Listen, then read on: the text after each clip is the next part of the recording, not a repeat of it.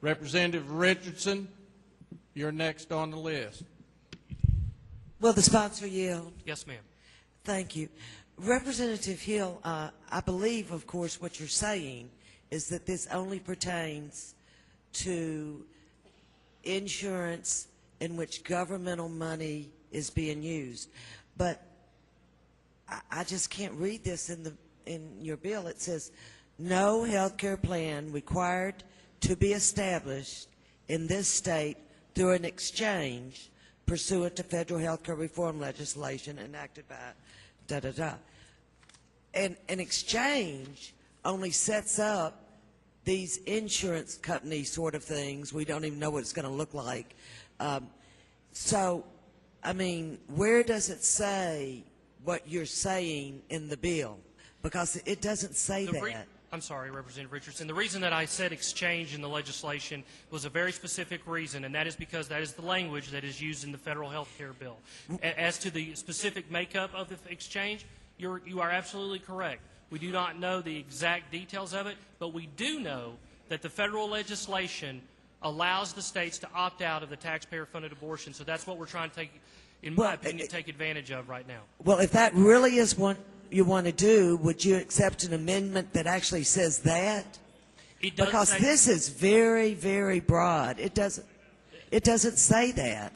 Has everyone read this? I mean, it doesn't say that, y'all. The specificity of it, Representative Richardson, I believe is there, because as we take a look at it, it does reference exchanges, which is the exact language used in the federal legislation on page 2069. It references 111th Congress, so that there is no doubt that it was the health care bill that was passed by this Congress that was just enacted and signed by the President, and it clearly defines what abortion is by citing 3915-201. So it is very, very specific.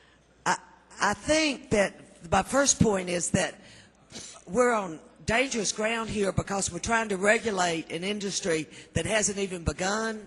So we're not even sure what we're talking about. I don't believe that your bill does what you think it does, but and I mean, I don't know how you could believe that since we haven't defined what our exchanges are. That's number one. Number two, again, it doesn't talk about tax dollars. I think you need to accept an amendment to do that if that, in fact, is what you want to do. And then there's some really, really big problems, if I can find my materials. Can I ask you, Representative, do you know what an intrauterine device is? It's commonly known as an IUD. Do you know what that is? I'm serious. I'm not being smart. I mean, I'm really serious about this, y'all, because this is going a lot further than I think everyone here understands. Do you know?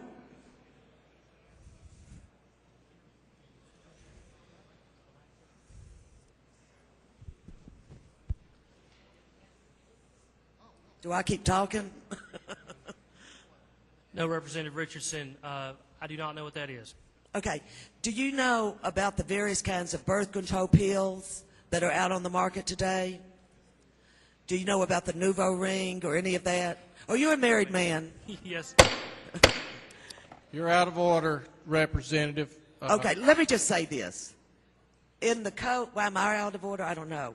Abortion means the administration to any woman pregnant with child, whether the child be quick or not, of any medication, medicine, drug, or substance, whatever, or the use or employment of any instruments or other means whatever, with the intent to destroy the child, thereby destroying the child before the child's birth. That is the code that you have cited. And what you are doing here is you are prohibiting a huge number of birth control methods, if this is the citation you're using. I'm just saying to my colleagues that this is going way beyond, I believe, what Representative Hill intends for it to do, and you're welcome to. An intrauterine device actually stops the implantation of a fertilized egg. It doesn't stop the sperm. It doesn't stop the egg. This is a zygote. This is, for the people that believe life begins at conception, the IUD stops life after that conception. So do a number of other birth control methods commonly accepted. So if what you're trying to do is prohibit exchanges from paying for birth control, that's exactly what you're doing. I would like you to reconsider this, at least the language of your bill, because we're on really shaky ground. Would you agree to roll the bill till we can discuss this?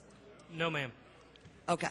Well, what I'm saying, my colleagues, is correct information. I do know what an IUD is. I do know how these other methods work. And so you are about to pass a bill that will prohibit insurance exchanges from offering not just abortion as you think of it, but a whole wide range of birth control services to both women and men. I would urge you not to vote for this. This is very foolhardy in the form that it's in right now. Thank you, Mr. Sponsor. Representative Hill. Thank you, Mr. Speaker. There was a comment made earlier tonight that we don't want to be cold to the children's hopes and futures. There's nothing colder than if they're dead. Ladies and gentlemen, at the end of the day, this is about taxpayer-funded abortions. Please do not be taken off topic. Do not be taken off course about what the intent of this legislation is. Let's not be cold to the children. Ladies and gentlemen, I am a happily married man, and I have a little boy named Caleb. And when I call him later tonight, he's going to want to know, Daddy, what did you do to help save the babies?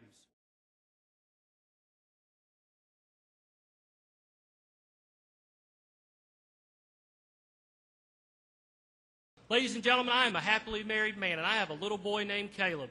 And when I call him later tonight, he's going to want to know, Daddy, what did you do to help save the babies?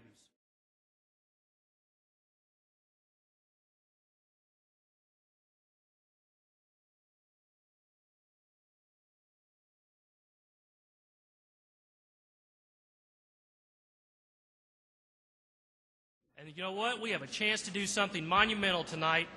Oh, yeah. If you're going to ask me about devices, then we get to talk about Caleb. I love my son very, very much. And I know you love your children very, very much.